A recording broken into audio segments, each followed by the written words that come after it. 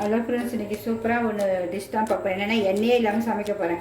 பன்னீரில் வச்சு, அதுவும் பன்னீருக்கு எண்ணெய் சுத்தமாக இல்லாமல். அதுக்கு ஒரே ஒரு தக்காளி, நல்லா பெரிய தக்காளியாக எடுத்து வச்சுருக்கேன். அதுக்கு ஒரு காஷ்மீர் மிளகாய் வேக வச்சு எடுத்து போட்டிருக்கேன். அந்த தண்ணி இது அவ்வளோதான். இதை அப்படியே அரைச்சி வச்சுக்கணும். தேவையானது உப்பு, அப்புறம் பால் ஒரு கால் இது போல் இந்த சின்ன கிண்ணத்துக்கு ஒரு கால் டம்ளர் கணக்கு வச்சுக்கிங்களேன் பால்.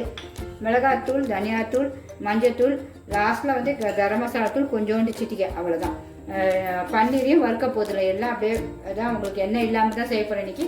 ரொம்ப சுவையாக இருக்கும், டேஸ்ட்டாக இருக்கும். எல்லாருமே செஞ்சு பாருங்கள். ஹெல்த்தி பார்த்தீங்களா? என்னடா செய்யலாம் காலையில் செய்யும்போது இந்த உடனே டக்குன்னு எனக்கு இந்த ஞாபகம் தான் வந்துச்சு. சரி, சப்பாத்திக்கு செஞ்சு சாப்பிடுவோன்ட்டு செய்கிறேன். அதே உங்களுக்கு அப்படியே போடுறேன், வேறு ஒன்றும் இல்லை. இப்போ இதை அரைச்சிக்கலாம். தக்காளியும் நம்ம காஷ்மீரி மிளகாய் ஒன்றுத்தையும் அரைச்சாச்சு. கடாயும் வச்சாச்சு. நல்லா உங்களுக்கு நான்ஸ்டிக் தான் வச்சுருக்கேன். ஏன்னா கொஞ்சம் அடி பிடிக்காமல் ஈஸியாக வரும். நமக்கு எண்ணெய் சுத்தமாக கிடையாது இல்லை. இதை ஊற்றிடணும். கொஞ்சம் அப்படியே நல்லா கொதித்து நல்லா பச்சை வாடைலாம் போகணும். நம்ம மூடி வச்சுருவோம், சிம்லேயே வச்சுருவோம். கொஞ்சம் பச்சை வாடை போகணும். அது கொதிச்சுட்டே இருக்குது. உங்களுக்கு தேவைன்னா ஒரு 5 முந்திரி அரைச்சி அது இதோடு ஊற்றலாம். நான் முந்திரி ஊற்றலை, ஏன்னா எனக்கு வேண்டாம், கொலஸ்ட்ரால்ஸாக சேர்ந்துருக்கூடாதுக்காக நான் ஊட்டல. நீங்கள் சின்ன பிள்ளைங்களுக்கு நம்ம எண்ணெய்லாம் சேர்க்கும் போது வேணும்னா நீங்கள் முந்திரி கொஞ்சம் ஊற்றிக்கோங்க. இப்போது அரைச்சி இதிலே ஊற்றிக்கோங்க. நமக்கு தக்காளியோட அரைச்சிக்கோங்க. இதிலே எனக்கு பச்சை இது மட்டும் தக்காளி மட்டும் போதும். எனக்கு கொஞ்சம் உப்பும் போட்டுருவோம். அதுக்கு சுவைக்காக உங்களுக்கு எவ்வளோ தேவையோ அவ்வளோ போட்டுக்கோங்க.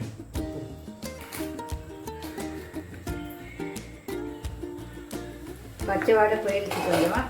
இப்போ வந்து நம்ம இந்த தூளெல்லாம் எடுத்து வச்சுக்கலாம். 3 மிளகாத்தூள், தனியாத்தூள், மஞ்சத்தூள் எல்லாம் போட்டு வைக்கிட்டு அந்த பச்சை வாடை அதுவும் போகணும். உங்களுக்கு பன்னீரி அதுக்குள்ளே போட்டுருங்க. போட்டு கிண்டிடுங்க. கிண்டிட்டு மூடி வச்சுருங்க. இது மாதிரி நம்ம இந்த பாலையும் ஊற்றிடுவோம். இதுலேயே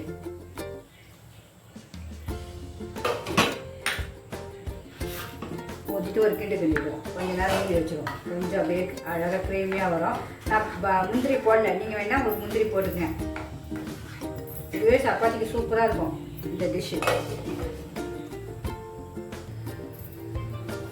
நம்மளுடைய எண்ணெயே இல்லாத கிரேவி சூப்பராக ரெடியாக வச்சுருக்கோங்க. பன்னீர் கிரேவி அவ்வளோதான். இனிமேல் நம்ம லாஸ்ட்டில் கொத்தமல்லி போட்டு அரைக்க வேண்டியதான்.